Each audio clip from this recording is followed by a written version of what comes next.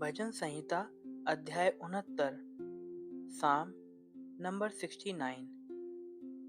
हे परमेश्वर, मेरा उद्धार कर। मैं जल में डूबा जाता हूँ, मैं बड़े दलदल में धंसा जाता हूँ और मेरे पैर कहीं नहीं रुकते। मैं गहरे जल में आ गया और धारा में डूबा जाता हूँ। मैं पुकारते पुकारते थक गया, मेरा गला सूख गया है। अपने परमेश्वर की बाट जोहते जोहते मेरी आंखें धुंधली पड़ गई हैं। जो अकारण मेरे बैरी हैं, वे गिनती में मेरे सिर के बालों से अधिक हैं। मेरे विनाश करने वाले जो व्यर्थ मेरे शत्रु हैं, वे सामर्थी हैं। इसलिए जो मैंने लूटा नहीं, वह भी मुझको देना पड़ा। हे परमेश्वर, तू तो मेरी मूढ़ता को जानता है और मेरे दोष तुझसे छिपे नहीं हैं।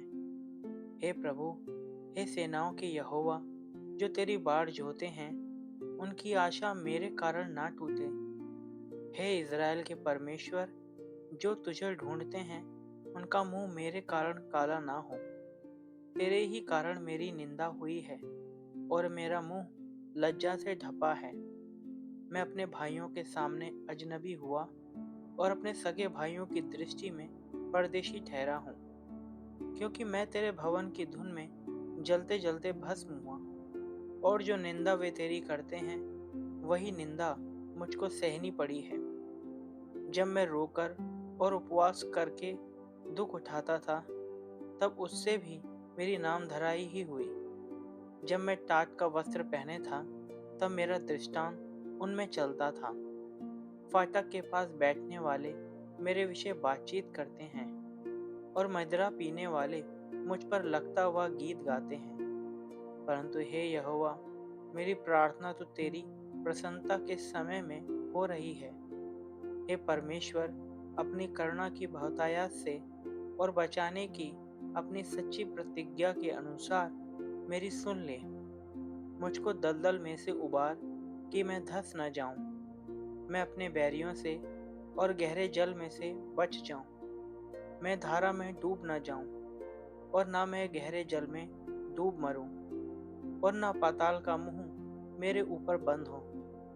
हे यहोवा, मेरी सुन ले, क्योंकि तेरी करुणा उत्तम है।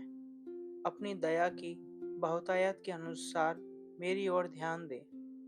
अपने दास से अपना मुंह न मोड़, क्योंकि मैं संकट में हूँ। फुर्ती से मेरी सुन ले, मेरे निकट आकर मुझे छुड़ा ले। मेरे शत्रुओं से मुझको छुटकारा दे। मेरी नामधराई और लज्जा और अनादर को तू जानता है। मेरे सब द्रोही तेरे सामने हैं। मेरा हृदय नामधराई के कारण फट गया और मैं बहुत उदास हूँ।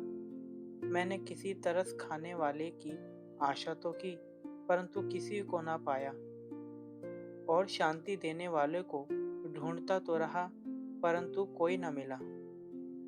लोगों ने मेरे खाने के लिए इंद्रायण दिया और मेरी प्यास बुझाने के लिए मुझे सिरका पिलाया।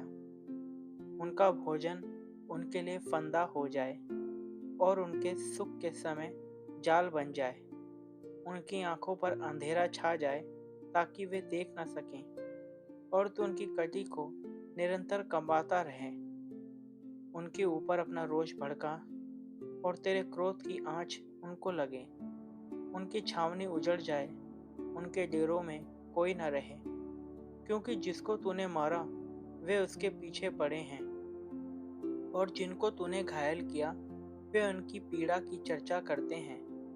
उनके अधर्म पर अधर्म बढ़ा और वे तेरे धर्म को प्राप्त ना करें। उनका नाम जीवन की पुस्तक में से काटा जाए और धर्मियों के संग लिखा ना जाए। परंतु मैं तो दुखी और पीड़ित हूँ। इसलिए हे परमेश्वर, तू मेरा उद्धार करके मुझे ऊंचे स्थान पर बैठा। मैं गीत गाकर तेरे नाम की स्तुति करूँगा और धन्यवाद करता हुआ तेरी बड़ाई करूँगा।